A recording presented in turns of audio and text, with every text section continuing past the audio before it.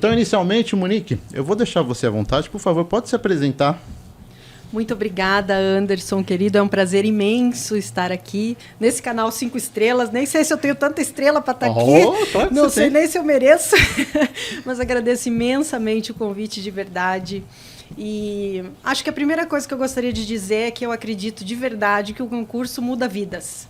O concurso é a melhor forma, a forma mais eficiente que a gente tem, justa, meritocrática que existe da gente realmente subir na vida, ser alguém na vida, transformar a nossa vida e a nossa realidade. Foi assim comigo. Eu comecei a estudar para concursos públicos por influência do meu marido, que está aqui hoje nos assistindo. Um beijo para você, maridão concursado. E foi muito por influência dele que eu comecei. Porque eu, como psicóloga, Anderson, e nós, infelizmente, na nossa área, isso é um problema. A gente, durante a faculdade de psicologia, isso é muito, muito ruim, né? Isso é até uma bandeira que eu defendo assim, gente, vamos falar mais sobre concurso público? Porque durante a graduação, a gente acaba não tendo contato, não tendo muito acesso, muita informação mesmo a respeito de oportunidades que existem para atuação em concurso público. Na área do direito, isso é muito mais difundido, né? Então, o pessoal da área do direito já entra na universidade já querendo fazer concurso, né? Sim. Então, quem se forma em direito já tem toda essa noção, né, de quais são os cargos, quais são as carreiras, quais são as oportunidades que existem dentro da sua própria área. Eu, como sou psicóloga, e no geral na área da saúde, de maneira geral, a gente não tem tanta essa informação. E eu também, de repente, muito por falha minha, por não ter pesquisado, procurado, etc., né, num nível suficiente, eu, na minha cabeça, concurso público ou era Banco do Brasil, trabalhar em banco, né, Caixa Econômica, o Banco do Brasil, ou Receita Federal, que para mim era um negócio tão difícil, tão esquisitão, né? O que eu vou fazer na Receita Federal? Vou ficar atrás do computador o dia inteiro, analisando o boleto dos outros? Eu pensava assim, né, pensei na minha ignorância. Não, então concurso não é para mim. E pronto, acabou, né? A gente não pensa, eu não pensava muito, não via muita oportunidade de concurso público dentro da minha área. E aí, a minha jornada de psicóloga, né, a minha carreira na psicologia sempre foi voltada para a área de RH, né? E aí eu já mando um recado aqui para minhas alunas, né, que a gente tem um cursinho aí na área da psicologia, e o pessoal, no geral, odeia a disciplina psicologia organizacional, que é a disciplina que a gente aprende quando trabalha nessa área de gestão de pessoas, RH, dentro das empresas. E eu, a vida inteira, fui, então, de organizacional, né? Eu nunca tive paciente, né? Eu nunca atendi na clínica. Eu sempre trabalhei em empresas. E trabalhando com empresas, eu me lembro bem que eu tinha um colega de trabalho, né, que a gente se dava super bem, e ele sempre mencionava a esposa dele, que era fiscal do trabalho, auditora fiscal do trabalho. E aí um dia, né, ela foi fiscalizar a empresa, né, e aí eu conversando com esse meu colega, a gente acabou virando amigos, né? Eu também tive a oportunidade, a gente virou amiga também, eu e essa auditora fiscal. E aí eu perguntando para ela sobre a carreira, né? E na minha ingenuidade eu dizia para ela assim, puxa, nossa, deve ser tão legal o que você faz, né? Ser concursada, ser auditora. Que pena que é só para o pessoal da área do direito, né? Essas oportunidades. Ela olhou para mim e disse assim, você não sabe? Auditor fiscal do trabalho pode ter qualquer formação de nível superior. Eu, vem cá, é mesmo? Jura? E o meu marido sempre falava sobre concurso público, né? Ele é concursado do TJSC há muitos anos. E eu comecei a olhar para a vida dele e comecei a pensar, nossa, que vida legal, né? Ganha bem, né? Tem uma jornada de trabalho controlada, não trabalha nos fins de semana.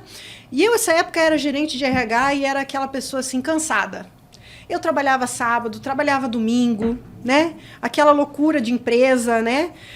O salário até era bom porque eu estava numa gerência, né? Mas era aquela coisa assim, cansativa, puxada. Eu pensava assim, meu Deus, como é que eu vou ter filho desse jeito? Trabalhando sábado, às vezes tendo que ir domingo para a empresa. Aí eu olhava para o meu marido, poxa, né? Um trabalho tão bom, tão legal, de segunda a sexta, sem ter que se matar, sem ter medo de ser demitido a qualquer momento, de repente, a depender do humor do dono da empresa. Né? Porque isso acontece, a gente sabe que é assim. E aí eu comecei a me interessar pelo cargo de fiscal do trabalho. Por conta dessa minha amiga. E aí comecei a pegar dicas com ela. E aí eu entendia bastante de recursos humanos, né? E também comecei a entender um pouco de direito do trabalho. Afinal, era eu que recebia o fiscal do trabalho quando via fiscalizar a empresa. E comecei a pesquisar. Peguei uma prova de fiscal do trabalho anterior, dei uma olhada e pensei assim, caraca. Foi da ESAF, não foi? Foi da ESAF, falecida ESAF, né? Para quem é novo aí no concurso não vai nem entender o que a gente está falando, mas é a antiga escola. Você lembra a sigla? Escola, alguma coisa fazendária. Da administração fazendária, né? Alguma coisa da administração fazendária. Exatamente. A antiga ESAF, prova dificílima, né, Anderson? Não sei se você lembra do nível da prova. Eu prestei provas dela. Prestou? Dificílimo, né? Muito. Muito. O pessoal morria de medo da ESAF.